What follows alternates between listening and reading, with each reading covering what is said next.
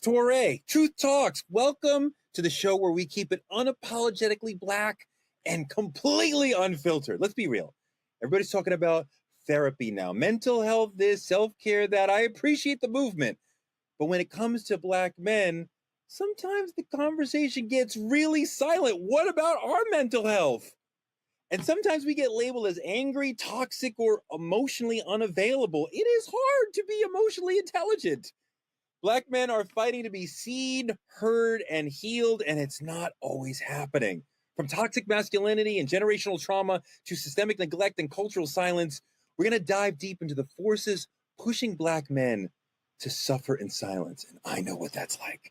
Everyone else is told to go to therapy. What do we get? We get Truth Talks.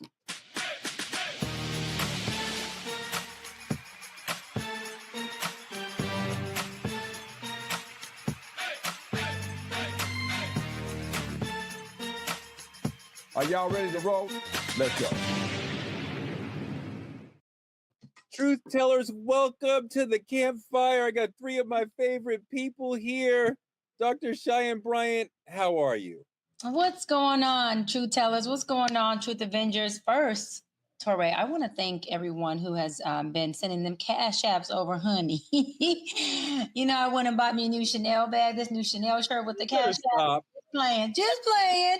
But I do want to say that is a big reason of why we're able to continue our show and continue to give you that global news with the Black voice. So seriously, although I didn't purchase a Chanel shirt with your donations, I do want to say thank you so much and make sure that you continue to send those cash apps by supporting us. And that's what keeps us alive. And so we are here because of y'all.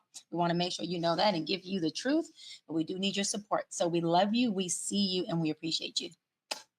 Speaking of love, appreciated support, Judge Laura Lake is here. Yes. Hey there. Glad to be here. And also Dimitri. And he's on mute, which is perfect, because we didn't really want to hear what he had to say anyway. Torre, you muted my mic. Torre, you dirty dog. That did.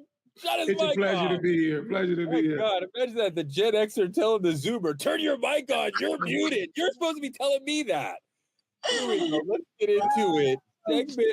Let's get into trending truths. David Banner, great rapper, friend of mine. He's saying what most men won't. I don't trust a man who cheats on his wife. Put the flag in the sand. In a culture where loyalty is laughed at and cheating is absolutely glamorized, hip-hop legend David Banner is saying, I'm checking character. If you betray the woman you're dedicated to, what else are you capable of? Look at this. I don't do business with men that cheat on their wives. And I say, huh? He said, if the person that you sleep with can't trust you, I damn sure can't. And I never thought about that. My mentor taught me something, bro. I'm serious, bro. I never thought about this in my life, bro. Dave Banner's a really intelligent brother. I love this point. Dimitri, I have heard men make this point before, that if you aren't faithful, loyal, transparent, and honest with the person you vowed in front of your family and God to be all those things to, how can any man who doesn't have a lasting connection to you trust you that you'll be honest? It's funny because I've always thought this, like always. Like it was never like a click in my mind or a realization in my mind. I don't know, maybe it's because my parents are still together 30 years, clap it up for them. But I've always seen it as if you betray this person standing next to you, you'll do anything to anybody. Like it's the same way I view people having kids.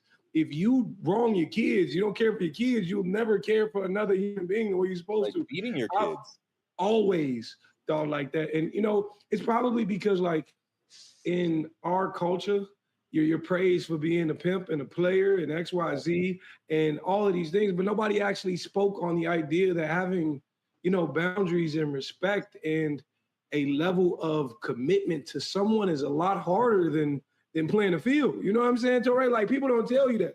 It's hard to be vulnerable, open up Lauren, to what do you think for of this? somebody to know who you are.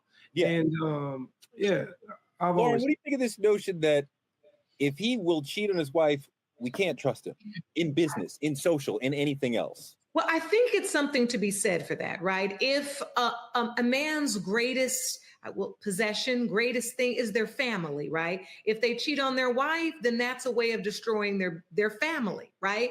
And so if you potentially destroying your family. So if you destroy your family, why wouldn't you at some point destroy our business? If your allegiances change, right, where your values shift and your priorities shift in a way that would allow you to sleep with multiple women while telling one woman that you are committed to them as in a marriage, then why is it when I'm doing business with you, wouldn't I think that maybe if our relationship dynamic changed, you wouldn't be looking to shift that or compromise that in the name of your own personal gain? That's what they're saying. And honestly, I'm not, Dimitri, I'll be honest with you. I never really thought about it like this. But when you put that logic to it, it makes a lot of sense. Well, let me tell you why it doesn't make a lot of sense. And Doc, I want you to jump into this. As we've covered on the show, men in general don't respect women. So when they do that, they are doing it to a person they already don't respect. They tend to respect other men. So I'm saying I would do that to somebody I don't respect, but I respect you. We have a contract. We're doing a deal. So the way that men look at men and women is totally different and completely misogynist. But the way that I'm going to treat somebody who I already look down on as a man has nothing to do with the way I'm going to treat somebody who I look up to as a man or I respect as a man. Doc. You can tell a tree by the fruit that it bears, that fruit being character. Okay? And character shows up in all, not some, all of your relationships. I always say if you're at the teller at the bank to see the teller in line, as long as you don't leave, what happens? You're next. That's how I feel about cheating. It's a character flaw to me. And after being in my field for 17 plus years and seeing the different ways that folks, men and women who cheat, have a different perspective on life in general, and they have a different level of lack of boundaries when it comes to relationships. And to your point, Touré, a different level of respect for relationships in general, to where they do what you just described. They compartmentalize. I don't respect women. They're in this box, but I respect men. I'm going to compartmentalize them here. And we all know that compartmentalization has an expiration date. So how long before Jack in the box that you compartmentalize them in comes popping out, and they do you just like they do the person they're in the bed with? Let me tell you why. Because a man who is a man of character and of value is putting his all into a business or into a business relationship for the fruits of his labor to benefit his family. And if you're doing that for the benefit of your family, that means that you are not taking any risk that you know for sure. I'm not talking about calculated risk. Any risk that you know for sure would demise, diminish, dismantle, destroy, or deceive your family who is at home. So I'll land on this. If you can lay in the bed with someone that you can procreate with, that you are building blocks with, and you can deceive them and cheat on them and lie to their face about cheating, because cheating is deception, that means that you carry and bear the seed of deception. That fruit at some point, as it is watered, will show up in your business relationships as deception as well. Wait, really quick. It may not show up the same as sleeping with somebody else, but it will show up in a different action or a different behavior that still models what deception and cheating looks like. Dimitri, I don't think that we behave the same in every situation. And I think that some people may be deceptive. I think a lot of cheating revolves around sexual greed, that the man, this may blow the lady's mind, but a man can love a woman and also pursue or have another out of a sense of sexual greed, right? And he may put them on different planes in his mind and his heart, but like, I just want more. I want all the toys. I want all the cars. I want all the houses. Man is about acquisition, right? And I think that a man and a woman can compartmentalize forever and say, this is how I behave in my life over here, Dimitri, but in my business life, I'm different. I don't think we behave the same way every time. The thing about it is you're speaking on behavior. I think what Dr. Brown was speaking on is character and integrity. Regardless if your behavior patterns change, your core character is the same way in every single relationship you hold. As friendships, as business relationships, if you lead with greed, you're going to be selfish in every aspect of your life. That's just how it is. See, the thing about it is, I I think that people don't really understand how gangster being committed is. Like, this is tough. You know what I'm saying? So let's say you were in love, right? And you still have sexual desires for another woman, to say, I'm not going to for this person is a very hard thing to do. Let me add something to that equation now. Listen. Because we love her. We're not leaving her. Our lives are tied up. Our money is tied up. We got kids, all the things. But we haven't had sex in 15 years. There's marriages that are saying that. You really are, or the friendship is there, but the spark isn't there. That's the reality. Now, how hard is it to not? Because here's a difference, though. Pilates is like, hey, you're cute. You're grown, but you're cute. But here's the difference. The difference is relationships and marriage is a contract. The moment you void that contract, you have to satisfy your partner if that's what y'all signed up for. The moment you say, I'm not doing part of this contract, your partner has the option to walk away. Hold on. I don't know many men who are, and many men and women are dealing with, I haven't had sex in a long time, or I haven't had enough sex in a long time, right? That's a normal complaint in a long-term marriage. Yes. Very few men are saying, I'm leaving because I'm not getting enough sex. Maybe because I'm not getting enough attention, I'm not getting enough nurturing, but not because I'm not getting, I can't be But that doesn't make it okay, Torre, and I'll tag you and Judge. That doesn't make it okay because a man is saying he lacks the discipline, the obedience, and the integrity, right? To say, listen, I'm leaving before I deceive you. That is still a character flaw, because that man still does not have to stay in that relationship. Or if he doesn't want to leave, he can have an open conversation and say, listen, I don't want to leave you, but I have needs. How can we reshape this? How do we draw this out? What does this look like? And so what I'm saying is that still goes back to the person making the decision to deceive somebody when they have something called free choice and will. That is, we're not going to gaslight anybody, whether it's a male or female who decides not to satisfy their partner. That partner who's dissatisfied has a very executive hard choice to make, or a conversation to have that says, what do I do here where I do not deceive and I am still in integrity and this relationship can still hold its value? Lauren, you love your partner. You love the friendship. You love the connection. I'm never leaving you. I'm taking care. I told everybody, your family, I'm taking care of you. But you're not helping me over here. I'm not leaving you because that's so much of the relationship is fine. But I need that. So I'm not trying to be a horrible person, but like I need that. So I'm gonna go get that and come back to you. Like, but I feel like we've jumped the shark. We're all the way into sexless marriages. The question was, is it reasonable for a person to infer or to say, I don't want to do business with a person that cheats on their wife? And you just said that doesn't make sense at all. And what I feel like, because we do business differently than we do our marriages, I think that we're assuming that that person has some respect for the person they're doing business with. There are plenty of people who do business with people that is not based on mutual respect. It's on mutual return. There are plenty of people who are in business with people right now who make a profit off of that person, but don't respect them. We saw that in the Oval Office when Elon Musk's son said he ain't even president, and we know where he got it from, and we know the tone of it. We knew in that moment Musk does not in any way have any respect for Trump. He's doing business because he makes a profit by being in that. So what I'm going to end with is, if a person says, if that person cheats here, they may cheat me, I think that is a reasonable inference, whether it's business or personal. And it doesn't matter if that person would really cheat them. That's what I think we're missing in this conversation. It doesn't matter if they really would cheat them. Is it reasonable for me to look at the way you move and then say, I may not want to do business with you? I think is reasonable. Yeah, because it shows capacity. It shows capacity to that person. I hear you, Judge. It's saying, if you do or you don't, I now know what you're capable of. Am I willing to sign up for the you may or you may not, but at least this, I know that you can. And anything you can do once, you can do twice, 3 times, and 4 times, because we are definitely folks who are on autopilot, and we learn how to create behaviors and doing what is called pathology. Over again. But we all have different modes, and we pursue life in different ways.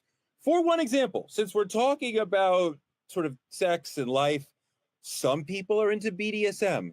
which means that in some cases that they are very powerful at work and they tell everyone to do and they're alpha at work. And then they go in a quiet room and they become a sub and somebody beats the crap out of them. And that is completely different than the person they are on the, and to where if you saw them there, you'd be like, I can't believe the alpha CEO big dog is over here getting his butt kicked. Torre keeps going to sex. Torre's in a sexless marriage. No.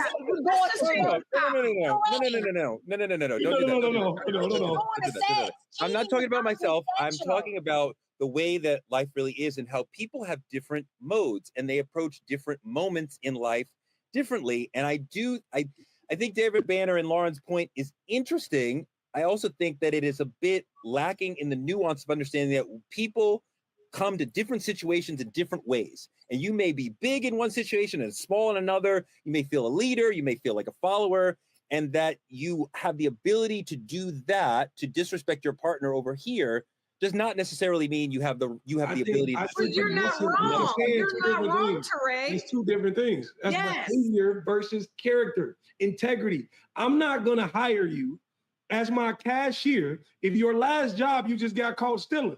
You didn't give, you took money from them, you take money from me. I'm not going to gamble on that chance. It's just that simple. Who you are when you go to work versus who you are at home, your behavior patterns should be different. There's different comfort levels. It's different people, but your integrity remains the same. That has nothing to do with, it's hard to compare who you are in a business sense to who you are sexually. That's all right. All right. Yeah, because Torre, listen, Torre, the way I show up in the boardroom, you describe me. I'm muscle and I'm all dominant. Wait, hold on. I listen to you. I listen to you. Because what did you say about your relationship? You said, but what did you say about your relationship? You said when you go home, you are subby for your partner. You're a kept woman. That is entirely different than the person you show up as here. 100%. I'm agreeing with you. Let me tag me in. I'm agreeing with you. I am muscle in the boardroom, but I am all definitely in your word. I'm submitting in the room. Tie me up, whatever. That's fine with me. Daddy, yes, sure. I love me like this. Love me like this, baby. But let me tell you something. I still have the capacity in that relationship to turn up and be dominant in certain circumstances. So just because I'm submitting, right, to parts of the relationship romantically doesn't mean the dominant Cheyenne isn't showing up when I have to say, hold on, who in the fuck are you talking to like that? So what we're saying is, or what I'm saying, it sounds like me, Judge, and Dimitri are all saying that we're not saying that this person who cheated will cheat you out of business, for sure. What we're saying is they have the capacity to, which means that you're sitting across somebody who is deceptive. Now, whether or not they deceive you, you have to find out through your experience of working with him. But what David Banner is saying is, if I know that I'm sitting across you, who you tell me every day you have a side chick in the same city as your wife, we know you're deceiving her. We know that lying has become a norm for you. Lying is something that you thrive in. That's just what you do, is deceive and cheat. Then he understands that he has a choice to make that says, you know what? I don't want to sign myself up for the higher percentile that this man may deceive me in business. And I have to double check contracts and I have to see if this man is backdooring me, because it is true that integrity is a root. Actions show up differently. That's why cheating is a root, but cheating looks different depending on the person, depending on the definition, and depending on Dimitri. The chat's on fire. That's first off. The chat is jumping. Let me just try to make sense of what I'm saying versus what Torre said. Me personally, I'm one of the softest men you can ever deal with. I open doors, I kiss the forehead, hold your hands. In the bedroom, it goes from like Jane St. Patrick to like Ghost. Like, it's different. But I will not listen. What just happened? What just happened? All I'm saying is I still do not disrespect her to whatever sense she wanted. You know what I'm saying? But man, get in the chat. Ask the chat. They talking about it in the chat right now. Go ahead. This is my pearls, and I am clutching them because Dimitri is talking about Dimitri went way far. You went way left there. Yes, it's still respect there. You know what I'm saying? Wherever we at. The integrity. Okay, so that was fantastic. Y'all really came with it there. We're gonna keep coming with it. We are at war with Iran right now as Americans. So we're going. I thought you said we were at war with you, Torre, because all three of us just cooked on that ass and ate you up. But you can continue. I appreciate the fight, but like Thanos, I just smacked the three of y'all aside and then keep it moving. Got my 5 Infinity Stones, but this is politicking.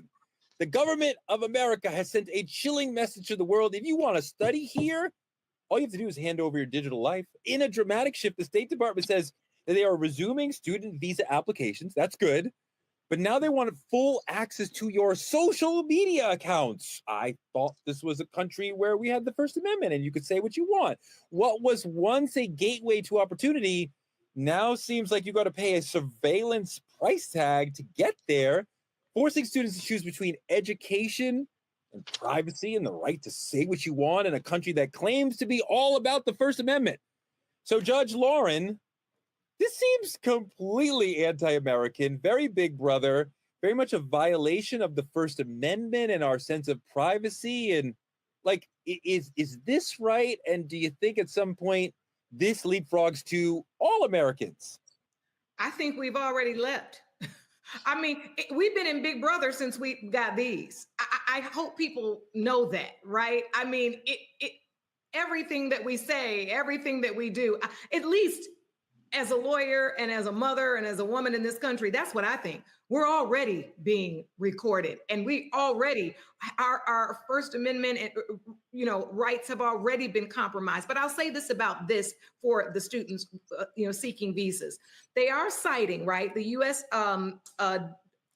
State Department on the website did cite that there were some security concerns connected to why they want this to be public. Now, that's what they say on its face. That's the reason why they don't just have to, I think you used to just have to give all of your handles for the last 5 years, but now they want them all to be public. And they say it's in the interest. They don't want people hiding anything. It's the interest of public safety. I will say, though, if you read the news lately, you know that there are even American citizens that have been returning home from trips going through customs where they've been reporting that they've been having their phones taken and people looking through their phones to see what they're talking about as well. And so I think we have literally let this train leave the station. And this is where, for me, America becomes this conundrum of you don't know what to be mad at today, because on the one hand, somebody taking your phone at customs when you're a citizen of this country and looking all through your phone and you're like, this is a violation, but then eggs are $12 and then there's tariffs and then your neighbors are being arrested in the front of your house and they're just trying to do your lawn. And then now we're at war with Iran. Like, we are overloaded to where I think we're in this conundrum of our rights being violated. We don't even know where to begin. Dimitri, yes, this is a violation of rights, but I want to go a little deeper because there is at least one specific thing that keeps coming up in these sort of sweeps. You can't be pro-Palestinian. If you are voicing pro-Palestinian, not even anti-Israeli, just pro-Palestinian, not even pro-Hamas, just pro-Palestinian sentiments, that is enough for them to want to kick you out of the country or put you in jail. It's funny because our nation forces you to buy into their notions. It's amazing to me that, like, you tweet anything like that, you post anything like that in real time. This is not even about overseas. This is here. You post anything like that, you post anything anti-Trump, all your algorithms crash. This is a fact. You're already being watched, like Lauren Lake said. And the thing about it is, for me, what I've noticed is, like, it's breadcrumb. They'll breadcrumb you at first. It makes you hungry. They'll throw you a little bit. First, they start watching them. Then they publicly start watching us. They telling us what they finna do. And I feel like this is next in line. I used to feel real creeped out when I would look up something. I look up it one time. And then for 2 weeks straight, I keep seeing the same thing go on my timeline. Oh, you ain't go to the movies. You said you wanted to go to the movies. You looked it up. Why ain't you at the movies? Like, it's crazy. It's scary. You know what I'm saying? But I think it's there and it pushes to us. Doc, we are improved by the world coming here to study. I think we are doing something detrimental to the future of the country, telling the smartest people around the world, if you come here, you can't say anything about Palestine. You can't say anything about certain problems that we don't want you to talk about. That will lead to fewer intelligent people wanting to come here. Many of them will stay here and create things and make America better. Yeah, I don't think folks aren't going to come. I think America is still the American dream for so many who are not here, who are abroad. I do think that the concern with the immigrants is that look, they want data. They don't care about anything else from these people, but they're collecting data. Data in media are the biggest billion-dollar industries. They want data. They also want to be able to have access to their academic records, their personal records, and lastly, but they get to do location tracking when they have access to certain applications or things that have to do with what you're using on your phone. And that gives them access to be able to have data to share, to sell, and to use in any point in time. And what I did do in my research is a lot of the immigrants were saying that they felt like the DHS and ICE would be able to access them through this data and finding out where these immigrants are, and be able to have access to come in and do what they want with just them, their location and their data. So that's what when I read it up, it was more of the students being having an issue with, this is a privacy breach, and I may be over here on a visa, right? But what if family or other people come? You have access to the people I communicate with on my device, which means you have access to my data, my family, my whereabouts, my locations, and the nature of our conversation. I feel like it's a huge, huge breach of privacy. Huge, because it goes deeper than just. How is this legal, Lauren? Well, I just said the U.S. Department of State said it's national security. It's if you're. Yep. I think what was happening was people were giving. If you were trying to get a visa and you're a student coming into this country, you had to give your social media handles. Well, you gave the handles, but then a lot of the handles, they just made them private. So what was happening was as Doc said, the information they're trying to get, the data, trying to research who you are, they're getting blocked out because it's private now. So now their thing is, before you even go through the process, just know your handles need to be public. Now, with that said, they can always rely on the national security component, especially given the circumstances and the political landscape that we're in right now. They can always say, listen, this is because we're trying to protect America and Americans. However, it is leaning towards a total violation. And I mean, many people would say that it is, because I don't feel like in this nation, where do we really hold on to a true First Amendment right anymore? A right to privacy, a right to speech. I mean, you see it being corrupted right in front of us. Yeah. And given what we've talked about this week, we haven't really gotten a plan to really fight this. I mean, we're really, it's kind of just happening to us. Yeah. And we are still sitting back trying to figure out, well, we're going to sue, and then we're going to march, then we're going to, no, we better not go out there. I mean, we don't have a plan. That is true. They once said, if you look at the word internet, right? Once you're caught in the net, you caught, you stuck. That's okay. I'm just all right. You're all right. You could have left that in the chat. Let's move on. Save Dimitri from the main topic. The main topic I've been waiting to get into. I think Dr. Bryant wrote this whole script because this is like right in her strike zone. The mental health movement forgot about us. Society does not see Black men as humans who hurt. We're protectors, providers, punching bags, thugs, rappers, athletes, whatever Dimitri is. And we internalize that. We're raised to be hard, not whole. I remember Pasta News from De La Soul said, fuck being hard, Pasta News is complicated. That's one of the best lines that I ever heard. I don't want to be hard, I want to be whole. So you stuff the pain, you ignore the trauma, and you call it strength. That is not strength. We've seen inclusive therapy spaces, but they don't feel like they are inclusive of Black men. I'm not knocking anyone's healing journey, but I feel like Black men are always last on the list when we're talking about mental health healing journeys. The wellness industry is thriving, and a lot of people, many Black people, are getting more and more interested in therapy. Some Black men are. Charlamagne the God talks about it all the time, right? But we know the suicide rate for Black men is way higher than the suicide rate for Black women. And that's a problem. Are Black men being left out of mental health conversations and mental health spaces? Absolutely. And suicide rate over the past year has risen by 149% in Black adolescents. and it has raised by 40% in men 35 and older, Black and male. And so although our suicide rate with our Black men is lower than white men, it is raising at 100 and something percent, which is a huge concern.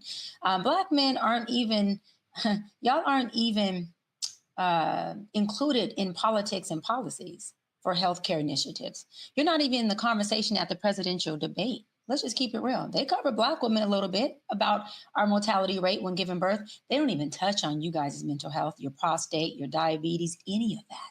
You're not even in that conversation. Why do I say that? Because when you look at Black men and mental health, it's not that Black men are resistant to it. It's that Black men are not supported or guided to it. One, and if you take into account that mental health, it costs. It's not free. And or you have to have health insurance, which means you have to have a job. And I'm not, pun intending, our Black men. I'm speaking from a reality perspective of socio-economically, with Black men being at the lower economic totem pole, they don't always have the funds to fund their mental health. They just don't. And we don't have, right? And we don't have initiatives that say, hey, if for low income brothers, you get free mental health sessions. We don't have that. I even have provided free sessions for many Black men because I understand the disparity in it. And I want to say this, I've had Black men reach out to me and say, Doc, I want your services, but I can't afford it. And I say, well, what can you afford? And they don't even say $60 or $80. I've had some say $20 a session. How do I say no to a man who's saying, I want help, but I can't afford your session because you cost too much, nor do I have health insurance that can cover it. But hold on, but I'm in a suicidal crisis. There's no way that I can say no. Now, daily impairment, I might say, well, let me refer you to somebody else. But a crisis, no. But we see in somebody who would take your offer or the opportunity to work with you and value it at $20, which in my experience is about a tenth of what you should get for an hour of your experience. Is that about right? You're saying that $20 is a tenth of what I should get? Yeah. On average, an average therapy session is about $265. My rates are a lot more higher, but $265, $275 is an average going. That's expensive as hell. Well, it is, but he doesn't value the experience of sitting with someone like you because he thinks that's worth $20, right? He understands a courtside seat at the game is worth $1,000 or whatever, but your situation, he does not understand the value of it. So he's like, I'll give you $20 for it. You understand? But I think deeper. Yeah, I think deeper than that, Touré, is when a man is in despair, lost his job, can't provide for his kids, has a wife, he's trying to find employment, he can't process his emotions because, there's no emotional availability, there is no emotional intelligence. And he has built a horrible relationship with his emotions because he was told as a little boy, to shut up, suck it up, chest up, head up, you know what I'm saying? No crying, boys don't cry, what are you doing? And so that is how he's navigating the world. And then he sees a clip of Dr. Brian coincidentally on Instagram. And I say something that really touches something in him that he says, you know what, this might be the one. I actually do need it. This is it. And that's his moment of breakthrough. That man is broke in his spirit and broke in his pockets. That's not a man who's at a court seat game. That's a man who was saying, how do I survive where I'm at? Because that man could have been a man who had his stuff together, who had a job, was able to provide, but he hit something called a hardship. And this is where interventive therapy plays a role. Everybody, especially Black folks and Black men, are not being preventative in their mental health. They're usually coming in my session of my 17 plus years of doing this when they're saying, I am burnt out. I'm on my last straw and I am losing it. And I completely have no other resource. Dimitri, is the mental health movement, the entire thing, is it truly inclusive or not really? Absolutely not. But I think before we even complain about it being inclusive, we have to complain about the idea of us ignoring it first. It being taught to ignore. And then there's two parts to it. And I think as a Black man, I can speak on it because it's very layered. There's the part of being Black, and then there's the part we have to address of being a man. And what that means is I naturally grew up thinking the mental health comes last because I'm already dealing with the struggles of being Black. My mother trying to teach me how to go out and be Black in America. Just society alone, how to deal with police, how to deal with the fact that I'm already valued as last when it comes to applicants, how to do all these other things. Mental health cannot be the first thing on my mind. And then it comes to being a man. You have all the society's pressures of leading and being this dad who can teach. And you got all these things, how you got to treat women, how much money you got to make. And then mental health comes in. And I think now is the fact, I actually start therapy next week. Funny. Nice. Good. It's crazy. Thank you. What motivated you to go? What motivated you to go to therapy? I've always felt like I think there's more to discover about me and my traumas and how I've grown from it and how I've reacted to it. I've always told people give me this credit for helping everybody and helping them see themselves and telling, cueing my emotional intelligence. And for those who don't know what emotional intelligence is, it's your ability to understand, manage, express your own feelings, thoughts, and emotions. I tell people all the time, in my opinion, the movie Inside Out should be studied at colleges because this is things a lot of men actually skip in terms of expressing. Well, that's a great suggestion. That's Absolutely. a great definition. I want to make sure we get in one your word. Ability to react to others. As someone is giving you emotion, how are you interpreting it? Are you internalizing it? First, with emotional intelligence, we have to be able to recognize our own emotions, right? Sure. Which is difficult for men. Just can you say what emotion you are feeling at a given moment? Can you sit with it? Can you observe it without getting trapped in it? Can you let it flow out? Can you let it flow out of you so that it plays itself out and moves on? Just the ability to name how you are feeling is emotional intelligence. Very difficult for most men. Go ahead, Doc. But is there a safe space for men to do that? Did you grow up surviving in your household? Did you grow up in a wilderness where feeling wasn't even safe? So when you're telling someone to identify their emotions, they're going, what emotions? I never felt that.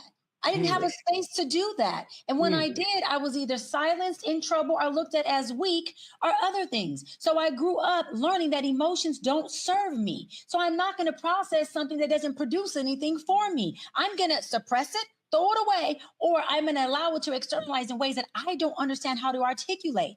That's how you get the black on black crime from men. That's how you get angry black men who don't know where to place their emotions at because they don't have a relationship with emotions. And if you don't have a relationship with emotions, guess what you lack? Self-love, because love is an emotion. How do you love yourself if you don't know how to feel and be in contact and be in awareness of self? Just like Dimitri said, I'm going to therapy because I'm in my self-discovery space. I'm discovering more parts of me, more parts of who I am that I can love more. He's also going to get in contact with emotions that he's never felt, which I hope he allows himself to be vulnerable when he feels them. If crying comes up, cry.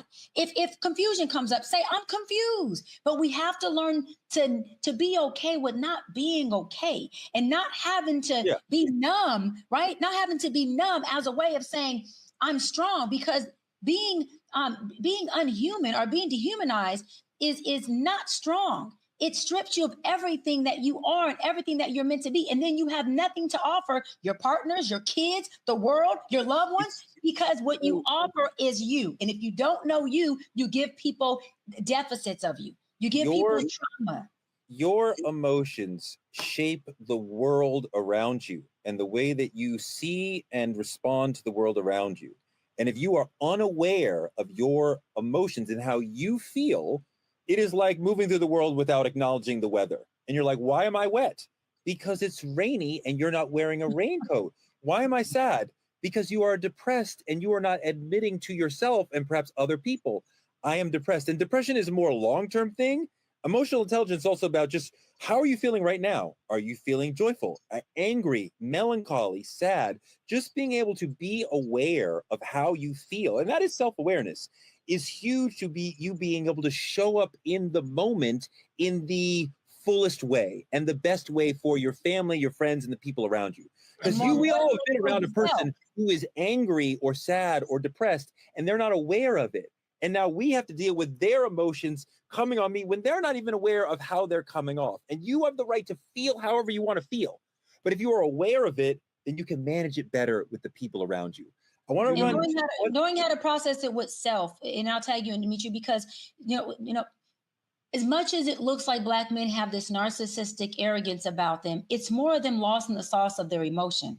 It's more of them not understanding that self-love is feeling and standing on my square and choosing me. And that is okay to choose you from a self-love perspective, not from a place of trauma and not understanding that I've always had to choose myself because nobody chose me. I've always had to be the only one, me against the world. That's a different perspective of someone who is emotionally unavailable to themselves. So they are emotionally unavailable to their issues. It takes emotions to even heal. It takes emotions to process through things. You cannot heal unless you first feel, deal, and then heal. There's no healing if you ain't feeling it.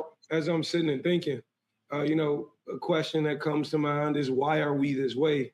And I think that's because in our culture, we're raised just as boys and girls. We're not raised as a human being. Like, we don't get choices as children, right? So they tell you how to grow up, how to be tough, what you got to do, X, Y, Z. But I was always the kid to question. When one thing came up broke and they wanted to whoop everybody, I was like, this statistically don't make sense. Only one of us could have did this. I was always that kid. I was super inquisitive. So as a child, I'm like, you telling me I shouldn't cry or feel this way, but I have the ability to feel this way. I want to understand it to a deeper level. So I didn't grow up in a household where emotional intelligence was a thing. I taught it to my parents. And my mother will sit and tell you, she said, as a 50-year-old woman, I understand myself better than I did because of my child. And it's a beautiful, beautiful, me and my mother have an incredible relationship.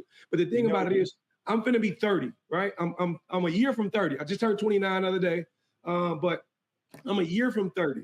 And I told myself, the reason I want to get in therapy, because regardless or not, all this emotional intelligence and self-awareness you have, what a lot of people don't understand about this, it takes one experience to shape how you move forever going forward. You could have had one scare in the dark when you was younger and fear the dark your whole life. One paper cut could have stopped how you grab things. One thing that I did when my I think I was 10 or 12 when my grandmother passed, and she meant everything to my father. He, out of the 4 brothers, his 3 older brothers, he was the one who was there for her every day in the last years when she could no longer even recognize him from his older brother who was dead for 30 years, whatever. When my mom said that she had passed finally, my thought was, is Dad going to cry in front of me? Because my dad was this tough Taurus bull, nothing bothers him. And to see him cry would have bothered me. And I'm realizing later in life that I thought he was one way, stoic and strong, and that if he cried, that would be wrecked. And I don't. And my mother said, well, he's not going to cry in front of you, which is also like, he should have cried in front of me. He should have let me know, like, it is okay to cry in this situation. And even a big, tough man is going to cry sometimes. And he didn't cry in front of me. And then I didn't cry at his funeral. I was sad, but I didn't cry. And I think there's still things that are trapped in me and coming out of me like years later because I wasn't emotionally aware and intelligent enough to let the feelings, you got to let the feelings out. You got to sit in them and let them out. You have to embrace them. You can't, we want to like run past them. And I think a lot of Black men feel like we're bulletproof and that, like Black women are not the only ones hurting. Like we are hurting as well. We are not bulletproof. And I want to run a little bit of Philip Roundtree's great TED Talk to get a little bit more in this month of Black mental health awareness. A little more on this issue. Let's run Philip Roundtree's piece. Here in America, when we think about mental health, we think about the homeless man who's walking the streets, talking nonsensically to himself. We think about the white celebrity who takes their life via suicide. We think about the white mass murderer who goes into a high school and takes the lives of innocent children. Or it's usually your president who loves to tweet venom from the hip. But see, rarely does the conversation speak of a father of 2 kids, someone who possesses a master's in exercise science, a master's in social work, somebody pursuing a doctorate. Rarely is it a person of color. Rarely is it a black man. It's beautiful. And Doc, he is making the plea that we're talking about, that we should be more emotionally intelligent, but it's hard. And as I said earlier in this conversation, one of the groups of people who will rapidly police black male crying, black male sadness, are black women. The black women around us are our wives and girlfriends, our sisters, our friends, our mothers, grandmothers, telling us, don't cry, and will be super accepting of a woman's breadth of emotions, but not a man's. What do you think about the way women police male emotions? So I don't think women police male emotions. I think what you described is called a mommy issue. Possibly a black man who grew up with a mother who happens to be black. Not all black mamas are like this, what I'm about to describe, but who happens to be a black mama who she doesn't reinforce crying or reinforce emotions. And so he had to shut down. And if she was a single mom, he also had to be the father. And I said this before, however, he identifies with his father who wasn't there, which obviously this child has to find no value in a father who in his narrative found no value in him. That black man grows up to see himself exactly how he views his father, because he is that in his narrative until he heals from that and reprograms that narrative. So he grows up to view black women and clothe us as his mother, as a woman who is policing his emotion. He doesn't find or see safety in us from the beginning of the first interaction. It doesn't matter what we do or how we create it until that particular man processes his emotions, processes his trauma, his parenting issues, and his identity crisis that's created as a result of father not being in the home and mother having to parent him in a way that didn't allow him to have a mother. Because when a mother is a single mom, she's not a mother. She's also protecting and providing. So all he really had was a father in a woman's body. And that is very confusing and conflicting for men and boys as they grow up, because you don't see a father, you see a woman who's protecting and providing. So now you're going, wait a minute. And when you grow up to identify with other women who happen to look like your mother, okay, by race or by gender, then you also group her into that at which your mom and you's relationship has taught you that women are not safe, particular black women are not safe, that this black woman is to do the same thing, protect and provide for you and cover you. And so you never learn how to cover her. So now you got all of these huge issues that this man comes into. And if he doesn't get into therapy, he doesn't have the awareness of it. So what happens? That black woman may start to, even if she does it kindly or nicely or gently, call him out on these things. And what that does is it disempowers him. And I'll land on this. And it makes him feel hopeless about being able to be a man, a father, or a husband at the level that he thought his ideology of what his father should have did for him, he cannot reach. Hold on. So it creates an even more disheartening, disempowered hopelessness in him. And we all know that hope deferred does what? It makes the heart sick. So now you have a sick man who needs to be in therapy in someone's chair, being treated for the sickness that I just unraveled right in front of you in 1 minute or in 30 seconds. Lauren, I think the issue and the brunt of what's going on with our black men. There's many black women, I'm one of them, who I enforce black men to be in the vulnerability. When I see Dimitri, he's on here, I hug and kiss and embrace him as a friend. This is not my man. And when Dimitri talks about certain situations, I make sure I make myself available. There's women who do that, Torrey. There's women who do that. Doc, Dimitri, I don't think she's right at all. I think that when we feel sad, black women disengage and they do not really want to support us being sad. They want our strength. They want us to be providers. And I respect that. And I want to be a provider. But I feel like when I am coming to you, black woman, with joy, with intelligence, with many positive things, with strength, I'll be your rock. Like, she's there. When I'm sad, I think for a lot of women, they're like, I don't like picking you up. I don't want you to be emotional. I'll be there for my girlfriend, my wife, my mother, my grandmother, my sister, my grandma, but not for the man. What do you think? And you're talking about the black women who have carried y'all black asses from slavery days? Dimitri right now. You're talking about those black women? who have carried y'all from the slavery days, who actually freed y'all, who actually were the women on the bus, the women on the train.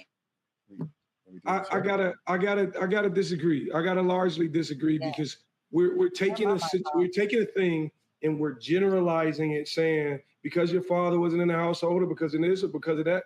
When that may be the case for some. It's not the case for all. In today's society, women do not know how to handle an emotional, intelligent man, a man who is in tune with his own self. If he comes to you and he feels he needs a space to cry, women do not provide it and say, let me hold you, I got you. I like to deem myself an emotionally intelligent man, very aware. This generation does not know what to do with it. I've been in relationships where it was dismissed, even in joy. Torrey, you said even in joy, sometimes they burn your joy to the ground based on how they feel, based on what they want. It's not safe for a man to be emotional.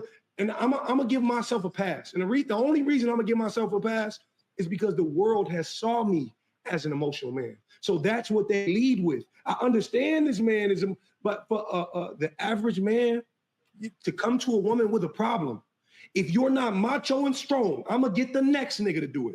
If you need a moment or a break, I'm gonna go to the next man and he can handle it. So no, I cannot agree with that narrative.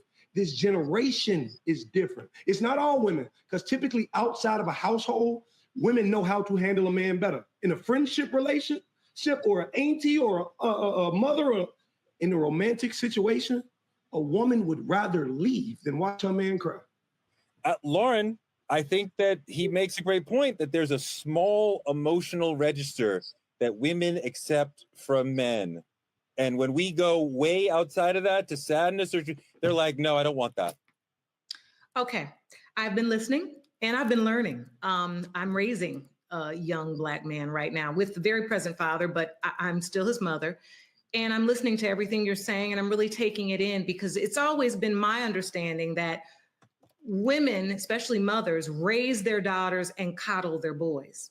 Yep. And so to hear you all consistently talk about how women don't support men in their tears or in their fears or in it has completely been my opposite experience. But I just really wanted to be quiet and hear it, because the important thing is not what's been my experience, but what you're saying that men feel, right? That there isn't enough room for the emotions and room for the tears and room for this. And I think about the way that I'm raising my son. And I do constantly tell my son, and he's very emotionally intelligent, and I'm happy about that. But I do tell him, there's only so long you're gonna sit and cry about this or be upset. Then we're gonna sit down and figure out, what do you want to do? How do you think you can do it? He knows about therapy, knows about counseling, but I think in my experience, I find that a lot of the cycle that men find themselves in sometimes is it's a result of a lack of discipline that many men don't want to admit, and you're disconnected from the source and you no longer value the things that really should be valued. And to Dimitri's point, I'm sure in the types of transactional relationships that are happening now in these generations, where it is sex for a bag, and if you can't get me a bag and fly me out, then somebody else will. But if the man is truly the leader, then you allow that relationship to set that tone. And if you don't want that woman, then go find someone that already has her own things, and you have that opportunity. And every time I get on this thing about men and lack of discipline and those things, I see the scootings in the chairs and the eye rolling, and I don't think we're ever going to get anywhere until men reconnect to the source. And the source, especially of a Black man's strength, has always been the family. And I find that men are now creating too many families that they can't afford. If we're going to go there, let's go. Y'all can talk for an hour. I think there's a lot of families now that then you're having trouble taking care of. All right, I'm with you. I think that Hold on. I didn't interrupt anybody. This is my business. This is what I've done for the last 12 years, is help men reconnect themselves to children and families that they've created. There is a lot going on in our community that we don't want to talk about. And I'm not saying women are not at fault, but what I'm not going to do is turn this conversation into what women do, the way our last conversation on women's mental health turned into a conversation about men. I'm trying to talk about what I'm noticing in men. And I do think we are avoiding our strength, and our strength comes from strong families, which we're not forming. And I think when you need that support, you're trying to get it from the girl that really only likes you for what you can buy her. But you're too busy in here not understanding what you're dealing with, so you're not getting what you need. And now all women are wrong, when there are tons of women out here that want a solid man that not only wants to go to therapy, but wants to go to therapy with them and have a great relationship. But that's not necessarily the women men are pursuing right now. And so now the lack of discipline, sexual discipline, and otherwise has led to a plethora of factors that literally mess you up mentally. And then now it's all women's fault because y'all can't cry. And I'm just sitting here saying to myself, like, how did this happen? We support Lauren, that's compelling. That's powerful. I see Dimitri shaking his head. Yeah, I can't really agree on that stance. The whole narrative, I disagree with the entire thing. The thing about it is we're having a conversation on Black men's mental health, and you're putting us in the exact same gun and saying it's resulted in y'all trauma. It's resulted in y'all history. It's resulted in something you didn't do right with your mother. I had a great relationship with my mom. I had a great relationship with my dad. I still struggle with mental health. And the thing about it is, it's not always your trauma. Sometimes it's how you have room and space in life with the people you're dealing with. And I know out of 100 examples, I give you 100 examples. Times I went to women and she said, girl, you know, this nigga just told me he feels sad. What do you got to be sad about? X, Y, Z, blah, blah, blah. It's not, and that's the problem. The problem ain't what my mama did. No, the problem is what you're not allowing me to tell you. I should not feel more comfortable running to therapy than I do my partner. My partner should say, okay, baby, how can I help? How can I allow you to feel better? But instead, you'd rather find a man and be with a man who does not feel. Miss Judge, I don't know about your generation, but I'm telling you about mine. Mine would rather start completely over than help a man. And the thing about it is, that's because we've got so attached to this narrative that Black women build men. What about a man who got it for himself? He's just sad today.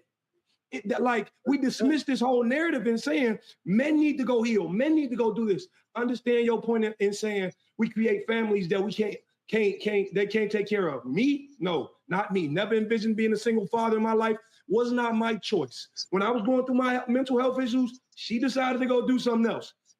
Black men always get the blame for shit like this. And apologies, I'm not cussing at you. I put a little seasoning salt when I talk. You know what I'm saying? But for me, the idea of it is, it's not always us. Sometimes we show up the way we need to. Sometimes we go to our partner and say, baby, I'm not feeling good. But you know what happens? It's easier to talk to that side girlfriend you got than it is the one you're taking care of. And that's the problem. The problem is you run around, have a baby over here with this girl who actually heard you instead of the one you live with. And I'm not making excuses for men doing dumb shit because I believe it's dumb shit. But what I do know is most Black women have an answer to why you should not feel the way you feel instead of hearing how you do feel. Lauren, what about what he's saying that, and we're both saying, a lot of Black women are not receptive when their man is saying, I'm sad, I'm depressed, those dour emotions. And I think a lot of women don't really want to deal with that from a man. What do you think? I think that you're right. I want to stop. I'm trying to be delicate here because I really do want to hear and I really do want to learn, but I want to be honest as well. No woman does want to sit around with a crybaby man all day that just can't understand that, yes, we all have our emotions. We're going to listen. We're going to walk through it. If you're down and out, if I got to hold it down for a while, I'm going to hold it down. I don't know what's going on in your generation, Dimitri, but from what I can see, sitting on the bench on my show, I know that there's some definite and real issues going on that are different, but I don't really know a Black woman. There are very few Black women I know in their life that have never been through a period where they didn't have to hold a man down, and they did it. And they did it well. And you know what? The majority of them, that man is not with them anymore. the one that held him down. So but I'm not talking about women. We're talking about men. So before we go and get up on our soapbox, that is very real. I do not in any way negate what you're saying, Dimitri or Teray. And I'm going to be honest with you. We do want protection in this world. So yeah, you can cry, spend the afternoon sliding down the wall. We can go get us some Big Macs and an extra large fry and 2 milkshakes. But in the morning, we gonna come up with what we gonna do. Do we need counseling? How did McDonald's get in this? Do we need a loan? Do you need me to hold it down? What you not gonna do is go out there and be having sex with 2 and 3 and 4 girls, then come back sitting up on my couch talking about I just been so depressed. But Lauren, no, I'm sorry, Lauren, and maybe Doc, you deal with this. You that was great, but you went way farther than I'm just talking about. And yes, respect to all the sisters who held men down when they had difficult times in their lives. I'm talking about I came home I'm sad because Dr. Bryant was mean to me when we were doing the show. Oh my God. Now my baby is like, I don't have time for your sadness. Like you can deal with my sadness. Hold on. The answer just came out. The answer just hit the table. Black women contribute a man being sad to me having to hold him down. That's not what I'm asking. That is not true. That's what you said. That's what you said. We were talking about being sad and depressed. You're talking about I gotta hold you down. No, that is not what I see. And I love this moment. I love this moment because what I'm saying and what you're hearing is different. What I'm saying and what you're hearing is different. You're hearing that because you cried, now you can't handle yourself and I gotta hold it down for you, which is what I said was after you finish crying and we eat our fast food and we go to bed and you cry it out, when the morning, let's figure out what we gonna do, baby. I'm with you. I'm crying. Hold on, Troy. I can't cry to you. Hold on, Troy. Hold on. You didn't hear that. Listen to the rhetoric in which you're spitting it out. You said, listen. You said, because you want to be a crybaby. Listen to how you're addressing it. Not a crybaby. You addressing a man you love that stands next to you and sleep next to you in the bed saying, because you want to be a crybaby. No, maybe because he's human. That's not how I led that. I let it out that no Black woman wants a man that's a crybaby all the time. We don't. Why gotta be a crybaby all the time? We didn't even I come home one day and I'm sad. I didn't say that you are a crybaby all the time. You asked, I think I was asked a question. See, and this, Judge, this is exactly my point. You guys have done a great job of making my point of what I said earlier about mommy and parenting issues, that Black men can be in denial if they want to be. Let me tell you what happened. They heard their trauma. They didn't hear you. Let me say it again. They heard their trauma. They didn't hear you. And let me say this, Dimitri. Just because your mom's in the house, no pun intended to mama, because I've met her and love her, doesn't mean you had a healthy relationship with her. Let me go further. Had a man, including you, had a healthy relationship with their mother, you would have the proper tools to choose a happy relationship or a healthy relationship with a woman.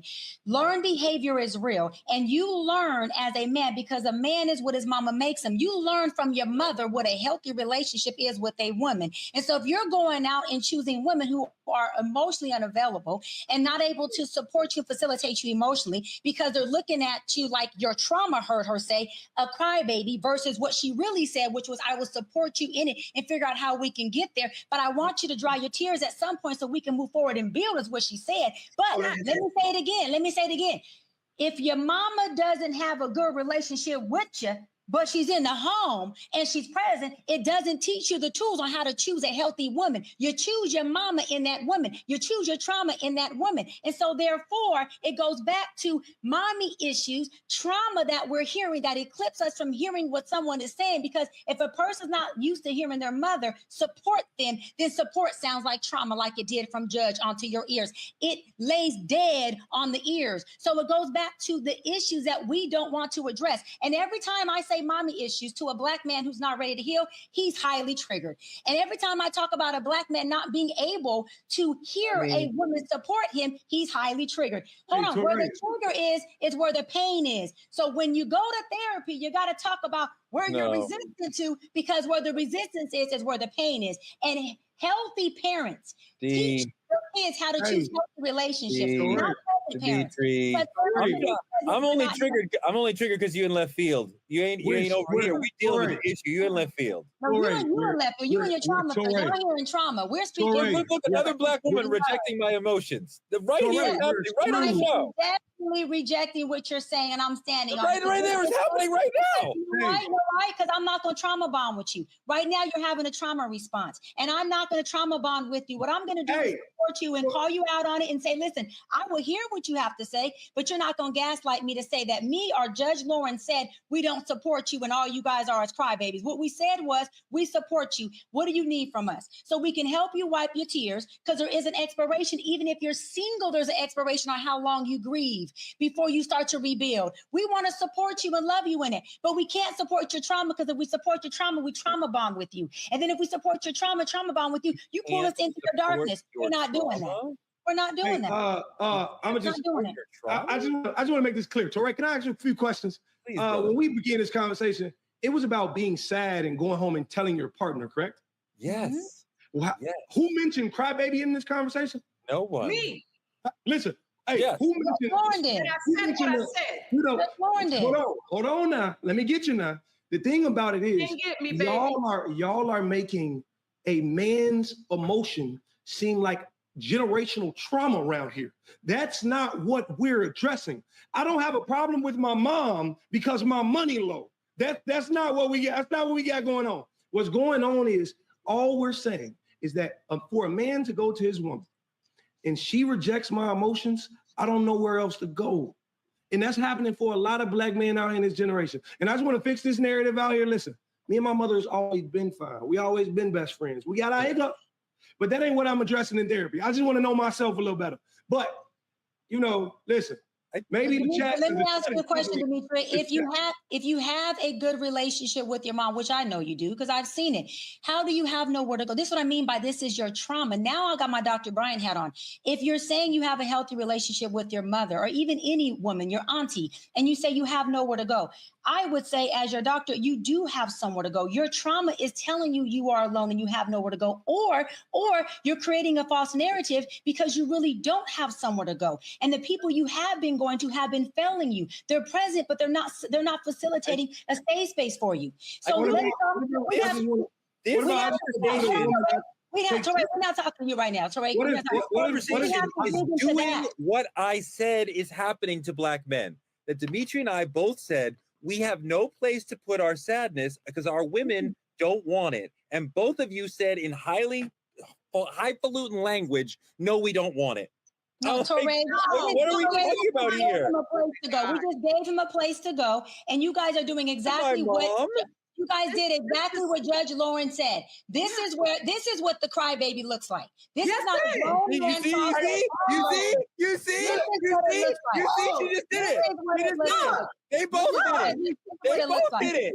I'm talking about a man being sad. They both said crybaby. Wait, two grown men who can't process emotional intelligence because you can't hear us. You only hear yourself, but we hear you. We hear you say you have nowhere to go. I got one question. For the women in the chat, I just got to know this. For women in the chat, please tell me what y'all hearing right now. I need women and men to drop in the chat and tell me whose side y'all on right now. Because I think what we're saying is very clear. I think they taking it somewhere else and then labeling us for it. Like, you feel heard in this conversation? Like, no, what I think you missed was exactly what I led and said was that there is no woman, and I don't even think a white woman or a Hispanic woman. I don't think there's a woman out here that every day her man comes through the door, she want him to be crying about something. Well, we're not saying every day. But then Dimitri, if you said one time, then you've got to use your listening cap and know that I led with. If you come in and you're upset about something, of course I want to hear. I said, let's cry. Does anybody listen? I said, let's cry. I said, let's go get us some French fries. No, but Judge I'm talking about Lauren, our Judge Lauren, generation. Judge No, Lauren, this is how we're, Judge Lauren, I'm this talking is about my how And we're, then generation. we'll get talked over. Here comes the gaslight. Here comes the gaslight. That's it. Then I bring, here comes the That's a trauma mansplaining. bond. Now you gonna tell me what I said. That's not true. It's you all are living out. No, Judge, you're not hearing me. You're missing it. We talking over each other. You're I'm not missing saying it's you. I'm You know sure what? your husband has know a what? very Hold on. safe emotional space to talk to you. You know All what? I'm saying is in this generation, you saying women don't want it every day. Women don't want to hear it once, is what we say. Can I That's please all we respond to this? Can I please respond to this? So if these are the kind of relationships that men today are in, where they don't feel safe to come home, I don't know this world, because every man I have ever dated has cried to me at one point or another, and I didn't love them any less. But one thing they didn't do was spend their whole month and year crying about something when we could get together and solve it. If these are the kinds of relationships young men are engaging in where they do not feel safe, I want you to begin to lead the way you were born to lead. You know and what? to develop, hold on, to develop and to cultivate quality relationships. Be more discerning in the women that you choose, so that when you need that safe space, it's there. And you don't expect Miss Flyout Lady or Miss, are you gonna get my hair done in my nail? You now want to expect her to hear you cry about how you feel about that, Lauren. We're talking about long-term. And the reason why they can't choose, marriages. We're talking about my partner is not supporting me. We understand the emotionally. question. I'm not talking about long-term depression. I'm not talking about I cry every day. Part of what triggered me about what you said, because when I'm sad, I need to deal with the sadness. I am not able to deal with the solution. I have to deal with the emotions and let them pass. Just like a cloud, a rain cloud will come over your area, and in time it will pass. You don't know how long it will take. It might take 10 minutes. It might take 2 hours, right? You have no idea. It might take 8 hours. You don't know how long it's going to pass. And you're immediately like, I'll cry with you, and then we got to get to the solution. And I'm like, I'm not even intellectually ready for the solution. I'm only able to deal with, can I cry and do that together and get me out of my emotions? This is the dysfunction that they pull us in. Because Judge Lauren, really quick, this is what happens. This is what happens when couples get together and they're trying to have an effective communication of conversation that would take them to a place. Communication is supposed to take you somewhere. It's not supposed to keep you stagnant. And when you do this vicious, dysfunctional cycle, the reason why they can't lead, to your point, Judge Lauren, and they keep choosing these type of women is because they don't know what it looks like. It goes back to the mommy issue. If you don't know what it looks like, you can't choose it. One. Number two, when we do this cycle with them, right, which is obviously what they like because it feeds some dysfunction in them, they will stay in the conversation with us. But if we say, listen, baby, it's going in circles, it's not going anywhere, I'm going to just remove myself from the conversation. Guess what we've done? We've left them hanging. We didn't support them. When we don't want to attach to their trauma or this dysfunctional pathology, we're looked upon as not being supportive. That's called having self-love and boundaries that say, baby, I want to love you. I want to support you, but I can't do this because this is not healthy for neither one of us, the relationship or the collective of the family. Even if the kids are watching us do this, it's not showing what healthy communication looks like. So let's just stop until we can recollect and do this again. Then we're not supporting them. Right. And I want this to stop because I feel like it's quite irresponsible to have this level of conversation and then to try to minimize it into something that was never our intention. When I spoke to you about if you're crying and you come home, we're going to have our Big Mac, we're going to do this and we're going to figure out what we have to do. That doesn't mean literally that you can never cry again. What it was meant to convey was that I see you, I am with you in this. And now let's talk, as you've been talking about, using emotional intelligence about what you need. Is it a sabbatical? Is it just time to cry? You know what? I think I just need a couple weeks because this maybe it's a death, maybe it's a loss of a job. But what it isn't is every day coming in and crying and being destructive and letting that lead you into destructive behaviors that destroys yourself and your family. No, if I love you, I am not going to allow you to do that and just let that happen. I'm going to be there. We talked now when it was aggressive love earlier, when Doc talked about it, then it was the new thing. Oh, I love that aggressive love. I love that aggressive love. Yes. So when we aggressively love you and tell you, now I know you're sad, but hey, I'm here for you. What are we going to do? Now we're too aggressive. It's like, come on, you all. No. I mean, like the aggressive love was a great story that almost made me cry, but it was also a moment. It was a moment. We love you aggressively too. If she's I'm not feeling that. If she can turn that into stalking if she does it too much. One thing that I know that great couples do, when one partner, the male or the woman, is upset, the other person might say, do you want me to listen or do you want me to solve the problem? Because a lot of times women do not want you to solve their problem. Just listen to me. You don't have to say anything. Just be an ear. Just be a presence. Just sit with me and I will talk it out. I don't need you to answer my problem. And you, when you're like, let's get to the solution. And I'm like, maybe I just need to get out the problem. If I come home every day, then I need to be a therapist. We have a significant problem. You just communicate one day, I should be able to come home and cry on your shoulder without having to hear about what is the solution that we're going to have for this. Like, the solution is let me cry for 20 or 30 minutes. So then when she asks you the solution, you say that.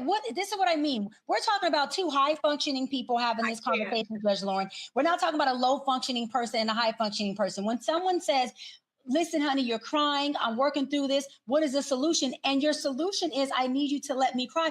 Where is your communication skills, a high-functioning man, to say the solution is I need to cry? Give us that. And emotionally unintelligent. How can I do that?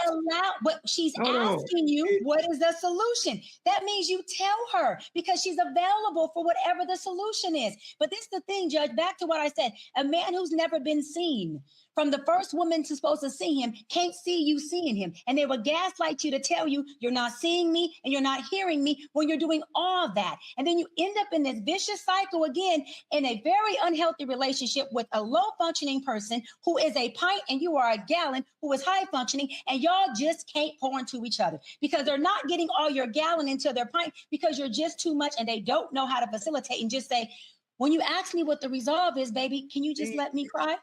And you say, sure. I think sometimes that the sisters want us to be the providers, the leaders, and we want to be that.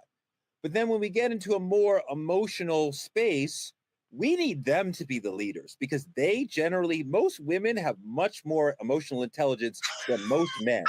When I get into my sadness, I need you to lead me. And if you're like, I can't, I'm uncomfortable by your sadness, you can't lead me. That's the confusion. That's it. That's that confusion. Low functioning. This is what we get, Dimitri. This is what we get. Two healthy, high functioning people understand this. Yes, you did. You said it 6 times. Don't worry, sis. It will only land on those who are high functioning enough to get it. I'm gonna say a couple of things. I want to say a couple of things off this episode we have in here because this is cracking me up. For one, I think y'all are so out of tune with what dating in this generation is. Thank God. And Judge Lauren, listen, you have a son you're raising. All I'm gonna say is tell him to protect himself because it's gonna be very hard finding young women out here who actively want to do it. I'm raising a son myself, so trust me, I know. I wouldn't tell you this if I didn't truly believe in it. And we saying, okay, they gotta be like this because of trauma or they didn't see it or X, Y, Z. I just told you 30 plus years of marriage. And there's gonna be a dismissal that be like, maybe it's not the best 30 plus years of marriage. All I'm saying is 30 plus years of marriage, meaning commitment.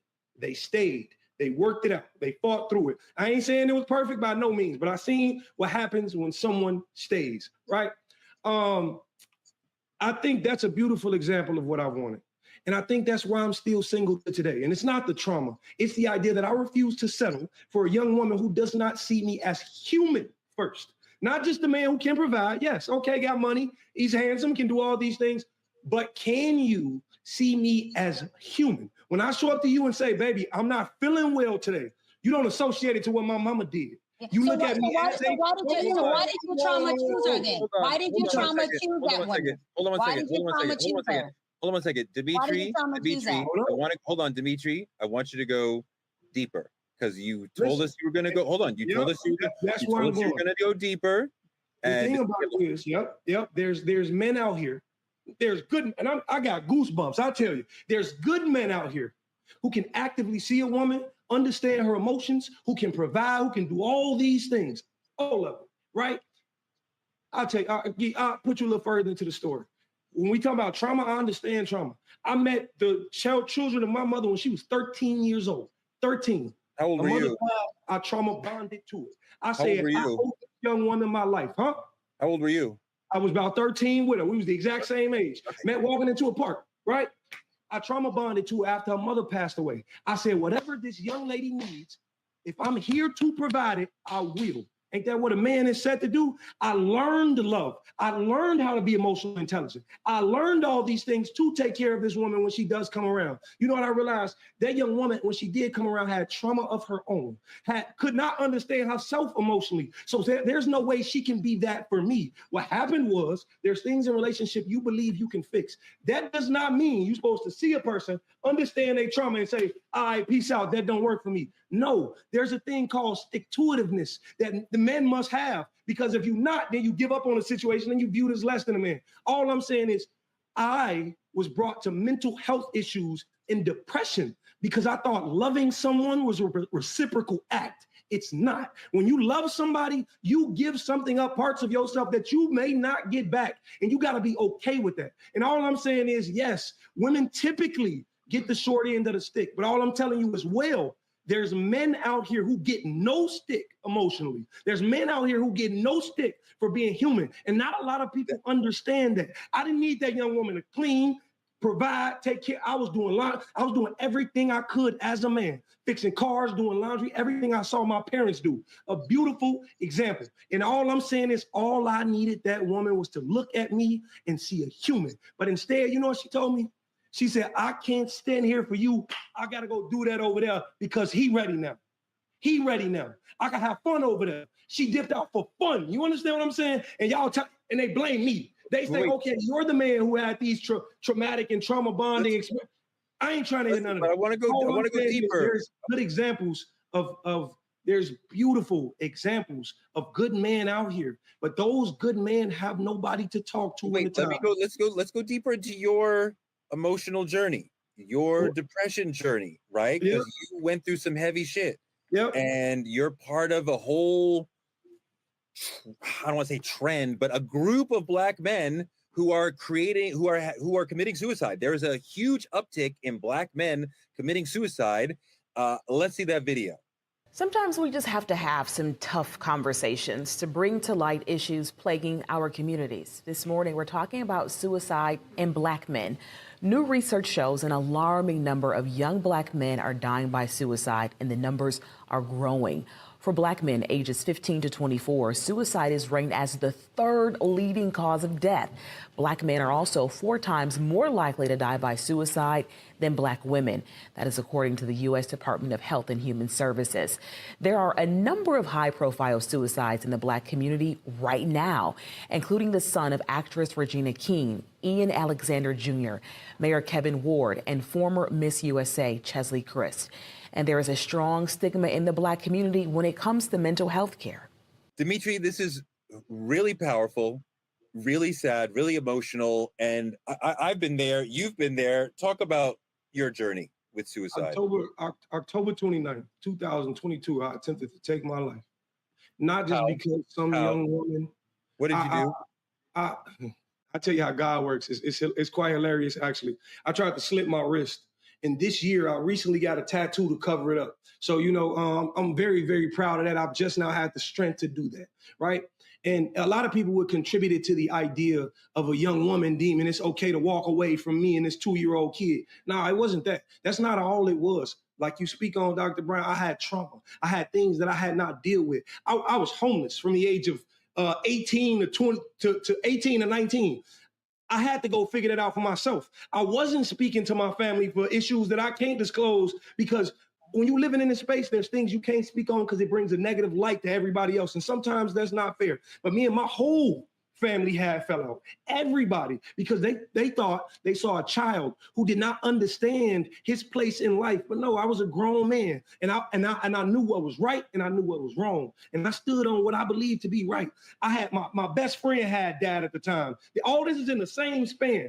My best friend had died at the time. The relationship had ended. I fell out with my brother because I had to put my hands on my brother because he put his hands on a woman, and that's not how we was raised. If I'm going to be the person who pulls you up, I gotta be your repercussions before the police get to you. I gotta show you the right ways of this world. My life was just dumping, right? And in all of this, that young woman knew about my suicide attempt. Never said, yo, just want to check on you after all of that. Was you good? No, she was happy doing what she wanted to do. So you know what I had to do? I had to look at myself in the mirror and say, I'm better than all this. I need to get up. I need to figure out who I am and how I contributed to each and every one of those situations in my life.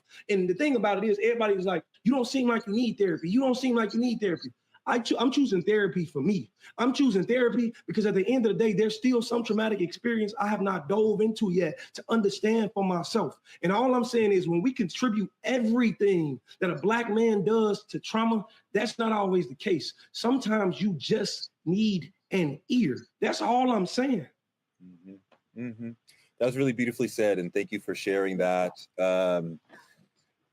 I've had moments of deep depression. I'm not going to tell the story now. I'll save it for another day. I didn't get as far as you did, but definitely had serious thoughts of ending it out of depression and not really sure where to put that emotion. If you are feeling suicidal, there is a hotline you can call. There are people you can speak to, professionals like Dr. Bryant, suicide hotline, 988. There's things that you can do. If you're a Black man and you feel suicidal, that's okay.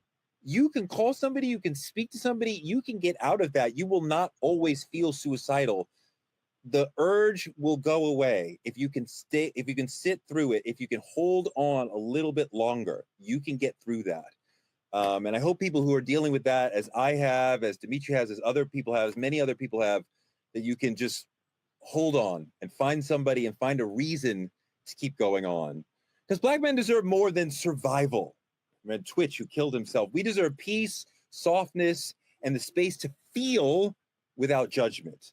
Enough with the silent treatment, enough with carrying the weight in public. A truly safe space for young Black men doesn't just look like a room with four walls. It means being seen, being heard, being held, without having to shrink or toughen up or code switch. It looks like community, not just therapy. So if you're a young Black man listening, your story matters. Your depression matters. Your feelings matter. Your healing is necessary. Your inner life is important. Your emotions are important. You don't have to do it alone. This is your space too. We're going to build this brick by brick together. Stay real, stay grounded, and keep showing up for yourself each day. Okay, that was a amazing show. Thank you guys for bringing all the heart in your entire spirit. Like, comment, and subscribe at Truth Talks-Live. Watch us simulcasting right here on the Black Star Network, right after Roland Martin Unfiltered every night. Support Black media at CashApp, Truth Talks Live. Visit TruthTalksLive.com to advertise or become a VIP member. Tune in every night, 8 p.m. on the East Coast and on the West Coast. Support us by advertising with Truth Talks and reach the 10 million people who are part of our social network on all platforms. Small businesses and influencers, partner with us by visiting TruthTalksLive.com. Next week, Ebony K. Williams and Ryan Cameron will be sitting in with us. We will be here. We are your Truth Talks family, here to argue and still find a way to love each other at the end. Every night, 8 p.m. East Coast and West Coast. Truth Talks will be back tomorrow night. Good night, y'all.